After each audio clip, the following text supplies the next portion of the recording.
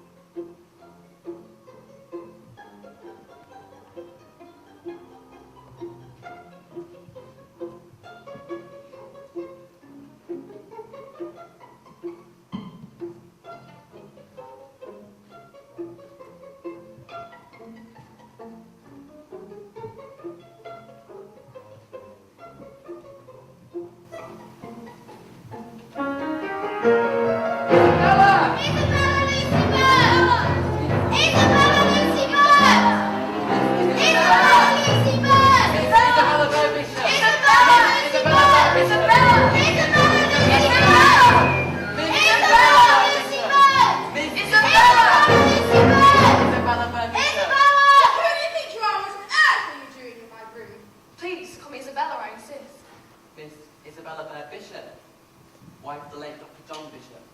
Isabella Lucy Bear, member of the Royal Geographic Society. But don't you remember? Riding through the streets of Canton. Scaling Long Peak in Colorado. It was a beautiful service. Our most treasured memory. We were famous. In love. Devastated. I don't remember. But you must. Our most treasured memory. You must remember the excitement. The pain. The money. We remember. Just as the sun set behind a snowy peak, we stood on top of the divide, thousands of feet above both oceans. There in unutterable loneliness lay frozen lake. Owls hooted among the pine Very trees. much pleasure. Mr. Nugent, How nice to meet you again. I trust you're keeping well. Not suffering too much from that toothache, I hope. Oh, how kind of you to remember. I mean, I'm fine, thank you. And yourself? Just fine, thank you, ma'am. I feel almost perfect if it weren't for this weather. I'm so happy to have met you, Miss Bird. I'm so very happy. What a sight! As we approached Hong Kong, on the breeze floated dense volumes of smoke, wrapping around the lower parts of the city. Streets choked up with household goods, men running about with their swords drawn, women tottering along with their children. The golden chairs for these, that ought to sell well in London. We must contact our publisher on our return. But don't you remember? Henrietta was poorly in bed before we left. She started calling you Dr. John Bishop, who treated with more judgment and skill than she had ever been treated with before. My wife. My sister. I have only one rival in your I heart, can never Isabella. enjoy the fair visit. The high table lands of Central A Asia. great step to take without me. My wife has travelled around the globe on several occasions. I try to be a comfort to her, especially after My all she's been sister's through. published several very popular novels. A Lady's Life in the Rocky Mountains, Japan and the Wayseeker, The Golden Chest. But we do share a passion for microbiology. And caring, dedicated, so devoted in fact that many call me Mr. Bird. I think I have a lot to offer. Stability, warmth, A confident. a home to return to. But don't you remember? Isabella! Isabella! Isabella! Isabella! Don't you remember? Isabella, don't you remember? Isabella, please!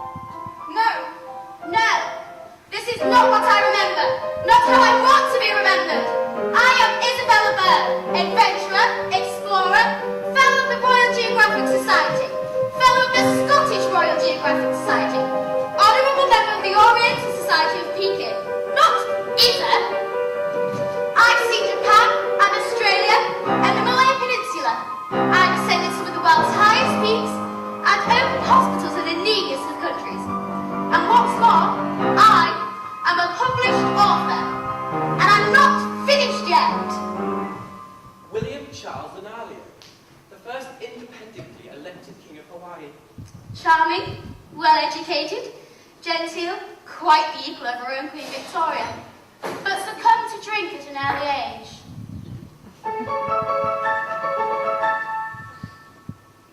Colonel Heath, officer in the Confederate Army. Your reputation precedes you, ma'am. I was as rude to him as polite society would allow, but a man bent on his money is never easily snubbed. At any rate, the Birds always supported the Union during the Civil War.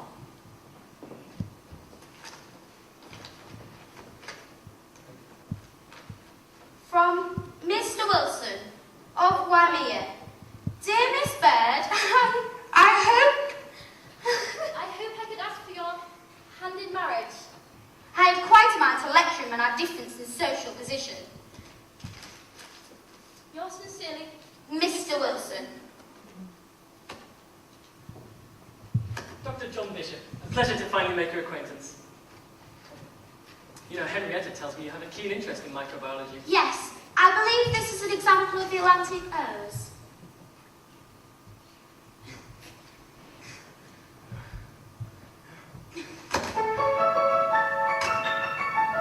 A dashing Captain Ross.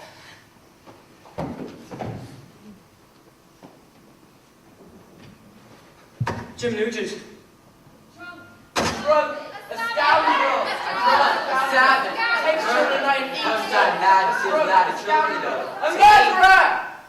A thorough gentleman.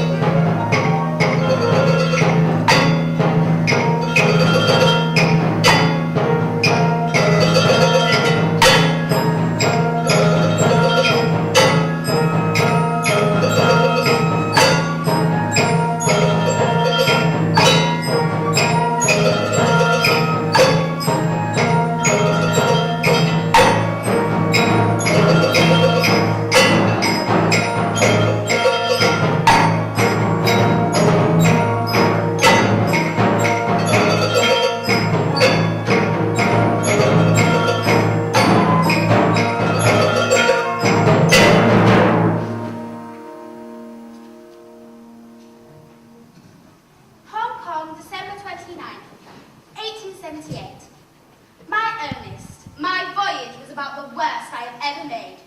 The other passengers spoke not a word of English besides yes and no, and the captain, a lieutenant in the French Navy, was a perfect Boer, Goth, Vandal, Visigoth, all in one.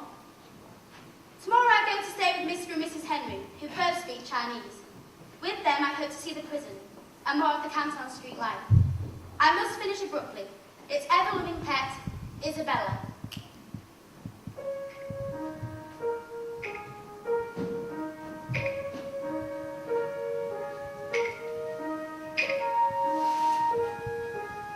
Reverend A. Henry, Canton, January 3rd, 1879. My own pet, Canton is worth all of Japan. Today I went out 6 hours and was carried 18 miles through it, reveling. Gorgeous sunlight and narrow lanes, blazing with colour. The Chinamen resplendent in their brocaded Eastern fabrics, and the women with uncovered heads walk as from wooden hymns. The crowded costumed life of this exclusive Eastern city. This is true Orientalism.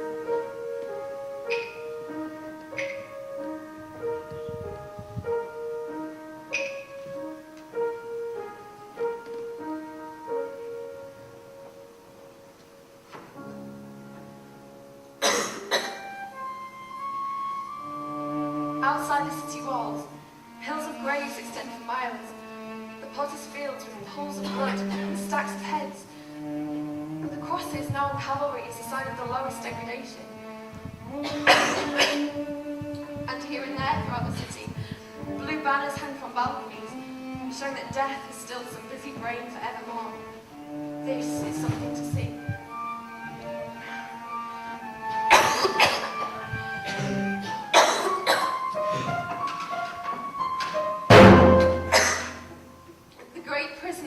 Magistrate is said to be the worst in all of China.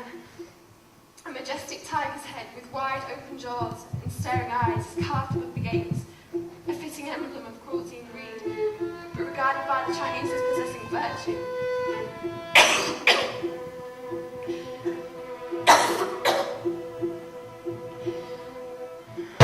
Men swarmed out of dark doorways, all heavily chained. We could not give our arms to among 200. I cannot begin to describe the blackness, filth, vermin of the awful stench. No washing water, no bedding, no fuel, no light at night, no current air, no food except 2 pounds daily rice, reduced to all by the jailer.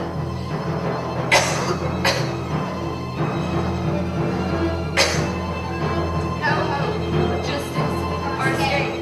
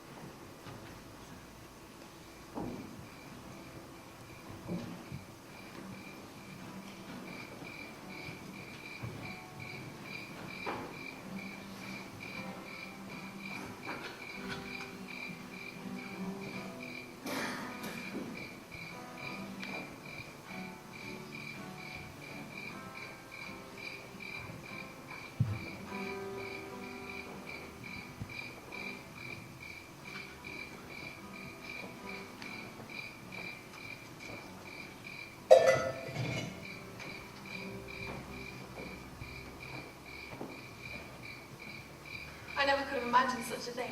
Those men living together as if they never missed a woman. Well, it's quite common around here. You know, bachelors often set up home together in the mountains. Keeping batch, we say. You can get fearful lonely. Well, I'm very much impressed. So trim and clean. A picture of domestic bliss if ever there was one. I don't suppose we'll reach London to Peak before nightfall. Get those horses tied up. We'll set down camp here for the night. You sure, Mr. Nugent?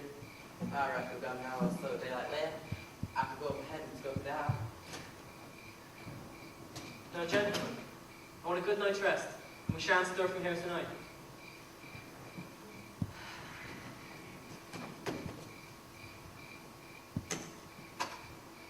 Are you quite comfortable, Miss Bird? Yes, thank you. Now tell me, Miss Bird, how does Long's Peak compare to the volcanic type mountains you ascended in Hawaii? Really? I'm interested to know your opinion. As an experienced climber, and as a newcomer to these parts. Well, the highest of the three, Beverley, was quite different. It was shapely, ragged, and picturesque. At the very top, there was no higher with blossom and drifting mist all about. I find the Rocky Mountains have a more brutal beauty about them. The icy solitudes and blue pines, the sheer scale of the peaks. Yes, sir. This here's some of God's finest sculpture. When I was up at Green Lake, the view was so fearfully steep, it looked as if you must jump down a precipice to get to Georgetown. Well, it's sure an ambitious goal you've set yourself. But when I heard of all the way you've travelled to get here, you know, down in the towns they say you're the boldest rider in all of Colorado. So, what kind of wildlife to get up here around this time of year then? Well, this far up, deer and elk, but they're mostly on the lower slopes. And wolves, of course. I heard you once encountered a great brown bear up this way. Ah, that was years ago now. That's when I got this here scars on my north back. Why, you tell us about it, Mr. Nugent. Well, since you're asking, Miss Bird, it was near 10 years ago now. Me and my dog Ring here were out trekking in Long's Peak in the depths of winter. That was when I first saw him. He was crouched down at the edge of a frozen lake. Even from a distance I could see his razor claws and powerful shoulders. And he headed towards us. Suddenly Ring went out from behind me. He fought, trying in vain to protect his master. But the damn beast got the better of him. Yeah, shoot it. My derrick pistol lay useless at my side. The last of the shots used up on a giant elk just hours before. But I couldn't abandon my faithful hound. So I leapt up with my knife drawn and my teeth bared. What did he do? He reeled back like a coward, each of his flailing paws as big as a shovel. I'd struck him a blow right in the hat, but he kept coming back for more, never tiring. Unnatural strength powered him on. How big is it? As tall as a tree, and as wide as a stable. I was standing to wear him down when he knocked the knife from my outstretched hand. So I jumped up and punched him right in the face.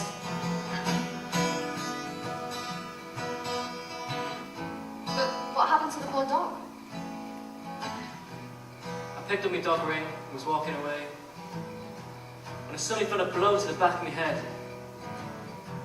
When I came to, the bear was gone, and a great crimson trail led off into the snow. Some say he's dead, and some say he never will be.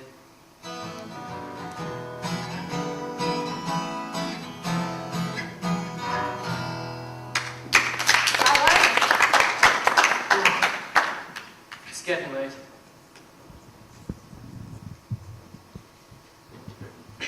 Now, Miss Bird, you're sure you're going to be warm enough by the fireside?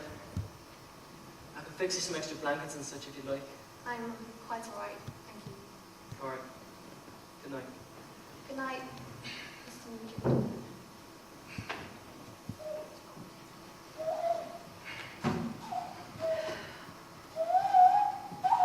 It's strange to see this notorious desperado sleeping as quietly as innocent sleep.